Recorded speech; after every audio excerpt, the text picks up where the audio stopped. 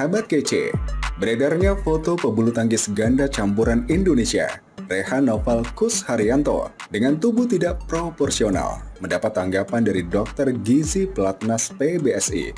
Dalam foto tersebut, Rehan tampak sedang mengangkat jersey untuk mengelap keringat di wajahnya saat mengikuti China Open 2023. Pada turnamen BWF World Tour Super 1000 tersebut, Rehan dan partnernya Lisa Ayu Kusumawati langsung tersingkir pada babak pertama.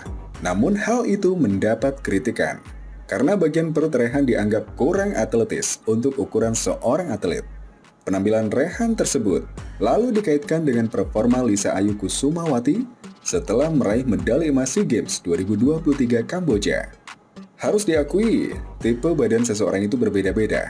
Ada yang bawaannya sudah kurus dan atletis, namun ada pula yang berisi, sehingga perlu effort lebih untuk membentuk tubuh yang sesuai untuk seorang atlet, kata dokter gizi pelatnas PBSI, Dr. Paulina Toding, SPGK berbicara di ruang kerjanya di Pelatnas, Cipayung, Jakarta Timur dalam siaran resmi PBSI. Saat Rehan mau berangkat ke turnamen China Open, indeks massa lemak di tubuhnya saat kami ukur, hasilnya memang normal, walaupun mepet ke batas atas, ucap Paulina. Untuk Rehan, pada saat kembali ke Pelatnas, tentu dia akan kembali kami cek berapa berat badannya, termasuk massa lemak dan otot tubuhnya. Rehan selanjutnya akan mendapat menu khusus, serta kami pantau perkembangannya agar berat badan dan massa lemaknya kembali berada di kisaran normal, ucap Paulina. Menurut Paulina, seminggu sebelum mengikuti turnamen, seluruh atlet Pelatnas wajib melakukan timbang badan. Ini sekaligus untuk mengukur indeks massa otot, massa lemak, dan berat badannya. Mereka wajib melakukan timbang badan, ujar Paulina. Kalau ada kelebihan massa lemak, tentu akan dipantau setiap minggunya.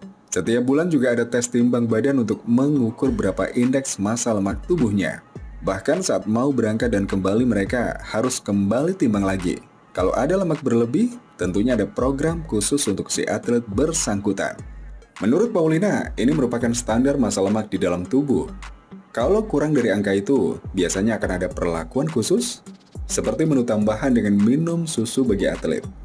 Nutrisi dan gizi, semua atlet di Pelatnas hari-harinya semua dikontrol. Sudah pasti dengan berdasarkan hasil timbangan yang mencakup komposisi tubuh, kata Paulina. Dari situ kami tahu asupan apa yang harus ditambah atau dikurangi untuk atlet tersebut. Misalnya asupan dengan penambahan susu dengan tinggi kalori atau dengan defisit kalori, tutur Paulina. Secara umum, indeks massa otot dan lemak atlet-atlet di Pelatnas hasilnya baik. Massa otot tubuhnya baik, untuk massa lemak juga berada dalam kisaran normal. Namun walaupun berada dalam kisaran normal, tetap kami diskusikan lagi ke atlet yang bersangkutan, apakah sudah cukup nyaman dengan komposisi tubuh tersebut. Ini terkait dengan kelincahan, endurance, dan power tentu saja, atlet sendiri yang dapat merasakan. Menu harian atlet di Pelatnas diungkapkan Paulina diatur dengan ketat. Dari bagian dapur, jauh-jauh hari sudah berbagi informasi tentang beberapa menu yang akan disajikan. Kami cek dulu komposisinya harus lengkap mulai dari karbohidrat, paling banyak yaitu 40-60%, lalu protein 15%, dan lemak 25%. Kami juga selalu memperhatikan agar menu yang tersedia rendah lemak, tutur Paulina. Tidak hanya nutrisi dan gizi, atlet juga perlu diberi pengetahuan pentingnya cairan dan elektrolit ketika latihan atau bertanding. Setiap atlet yang akan bertanding, selalu kami bekali dengan suplemen yang cukup.